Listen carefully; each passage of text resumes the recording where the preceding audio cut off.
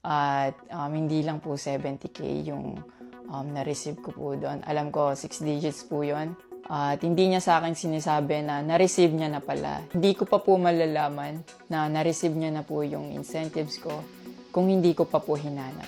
Yung principal po kasi dito wala po sa liit o laki ng amount po na incentives po na ginalaw niya, kundi po sa pagtago at paggalaw niya nang wala ko pong consent. Hinusgahan niya po agad si Chloe sa pananamit.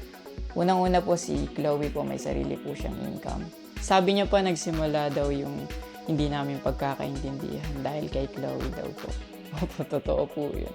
And then, yun, nag-usap po sila. In the last resort, my family made a group chat Yeah. na kasama everybody involved because my family wanted to address kung ano yung issues ni mom mo towards me. Yeah, kasi marami na siyang pinapost. Yeah, madami na siyang pinapost. And even though my family knew na madami na siyang pinapost, my family still welcomed them, treated them with respect, and Gold medalist na si Carlos Yulo, nagsalita na.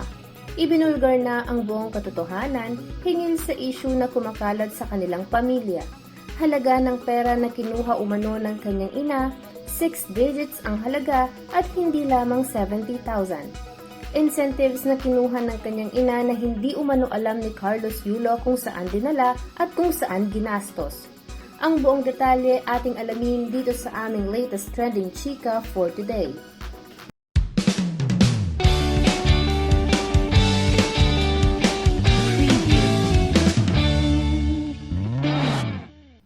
Isang malaking karangalan ang ipinamalas ng ating atleta na si Carlos Yulo sa kasalukuyang nangyayaring Olympics sa Paris matapos itong mag-uwi ng 2 gintong medalya. Maraming mga netizens ang napahanga nito at nag-trending pa nga ito sa lahat ng social media platforms across the country. Ngunit tila natabunan ang naging tagumpay ng atleta nang biglang lumantad sa publiko ang issue ng kanilang pamilya. Napag-alaman kasi ng mga netizens na hindi suportado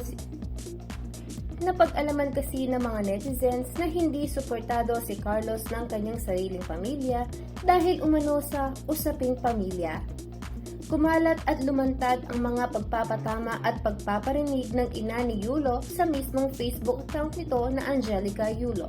Matapos nito ay napag-alaman na problemang pinansyal ang naging mitya ng kanilang away nang magpa-interview ito sa Star FM kinabukasan matapos ang laban ni Carlos. Ngayong araw nga, August 6, ay binasag na ni Carlos Yulo ang kanyang katahimikan at sinagot na sa wakas ang lahat ng mga katanungan ng mga netizens hingil sa kumakalat na issue. Sa TikTok account ni Carlos Yulo ay nag-post ito ng video upang maliwanagan ang mga netizens sa issue. Parte ng kanyang naging statement ay pinabulaanan niya ang sinabi ng kanyang ina sa interview hingil sa halaga ng perang kinuha nito. Aniya ay hindi lamang umano 70,000 ang kinuha niya sa kanyang natanggap na cash incentives, kundi 6 digits umano ito na hindi niya alam at wala siyang idea kung saan dinala ng kanyang ina ang malaking perang ito. Noong una ay hindi umano alam ni Carlos Yulo na na-receive na ng kanyang ina ang cash incentives na ito mula sa World Championship 2022. Nilinaw niya rin na hindi niya kinuha ang naturang cash incentives at ibinigay na lamang niya ito kay Mrs. Yulo. Dagdag pa niya, Yung principal po kasi dito wala po sa liit o laki ng amount po na incentives po na ginalaw niya, kundi po sa pagtago at paggalaw niya nang wala ko pong consent, yung pinapoint ko po sa kanya. Hindi niya rin maiwasang i-open up ang sinabi rin ng kanyang ina na red flag umano ang kanyang girlfriend na si Chloe. Aniya ay hinusgahan umano ni Angelica Yulo ang kanyang girlfriend sa pamamaraan ng kanyang pananamit. Dinagdag niya rin na hindi umano totoo na ginagamit lang ni Chloe si Yulo, bagkus ay mayroong umanong sariling pera at sariling trabaho ang kanyang nobya at sariling pera niya umano ang ginamit sa pagbili nito ng mga gamit at travel expenses niya.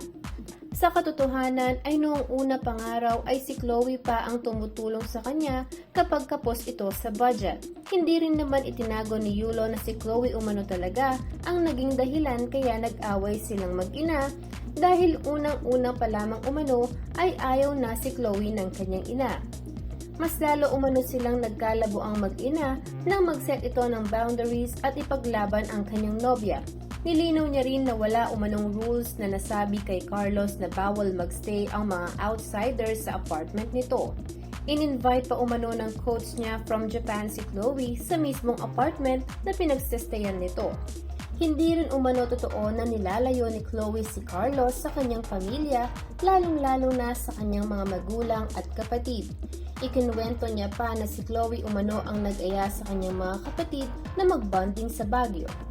Ngunit tila iba umano ang naramdaman ng kanyang pamilya, ngunit tila iba na umano ang nararamdaman talaga ng kanyang pamilya kay Chloe, kaya si Chloe na umano mismo ang nagpakumbaba at humingi ng tawad sa pamilya ni Carlos Yulo. So I'll just attach a screenshot of me saying sorry at that time if they felt left out when we were all hanging out sa Baguio. So you guys can just pause and read.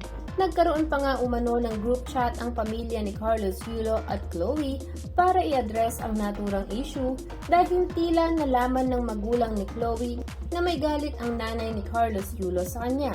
Narito rin ang screenshot ng naturang conversations ng pamilya ni Chloe at pamilya ni Carlos Yulo. And then, yun, nag-usap po sila. In the last resort, my family made a group chat Yeah. na kasama everybody involved because my family wanted to address kung ano yung issues ni mom mo towards me. Yeah, kasi marami na siyang pinapost. Yeah, madami siyang pinapost. And even though my family knew na madami na siyang pinapost, my family still welcomed them, treated them with respect and with no judgment na pinaringgan nila yung side ng mom mo, what she had to say about me and our relationship. Sa huli ay nagpasalamat naman si Carlos Yulo sa kanyang mga magulang sa natanggap nitong congratulations mula sa kanyang pagkapanalo. Ngunit hindi pa rin umano mawala-wala sa kanya at pilit pa rin bumabalik ang mga masasakit na salita na binitawan ng ina nito ukol sa kanya at sa kanyang girlfriend. Pakiusap niya rin sa kanyang ina na naway mag-heal na umano ito at pinapatawad na niya umano ito noon pa man. Dalangin niya rin ang kaligtasan ng kanyang mga magulang at ang kanyang mga kapatid. Thank you for watching. For more trending Chico updates, subscribe and follow us on our other social media accounts. Our Facebook account,